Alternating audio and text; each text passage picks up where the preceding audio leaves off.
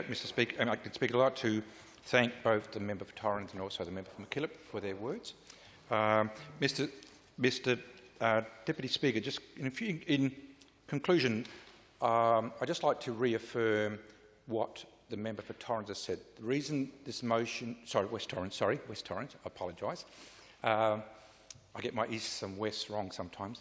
Mr. Deputy Speaker, is that this motion is not necessarily about the current conflict. It's very clear. This motion is about what the United Nations said in 1977 and why it said that, why that committee was set up, why the recommendations came there. If you like, in my understanding, what the member for Mauritius talked about, we actually did deal with 5-6 weeks ago when in this chamber. And we did that. All of us did that. And I was in this chamber and I stood up with every other member and supported that motion. You know, it wasn't easy for me to do that, given some of the language of that motion. But I thought, I'm not going to play politics. I'll do the right thing. That motion was about that particular incident on the 7th of October.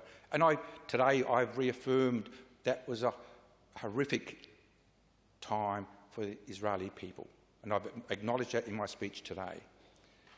What today is about, though, is the greater context, the history of Palestine and Palestinian people, and what Palestinian people, Muslim people, Arab people in this community are feeling like that history has been erased. That history hasn't been erased for them.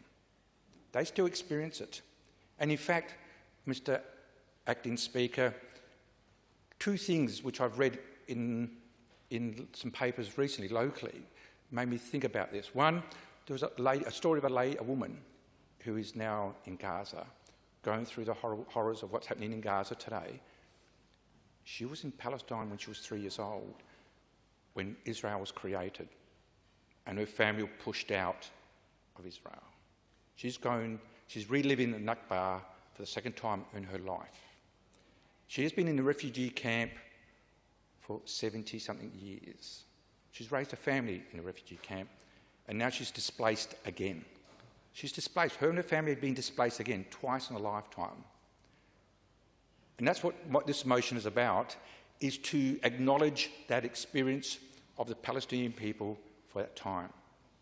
And the other story I heard, which really did move me, and to some extent, I don't have anybody in Palestine, any family member, so I'm not directly involved. But one story which did, almost traumatise me, is when you heard stories that families in Palestine today, in Gaza in particular, were writing their children's names on their limbs in case they get killed and so they can be identified. My God, what sort of world do we live in when parents are forced to write their child's name on their limbs in case they get killed or bombed so they can be identified? I'm sorry. It's not a faith which I support. You know.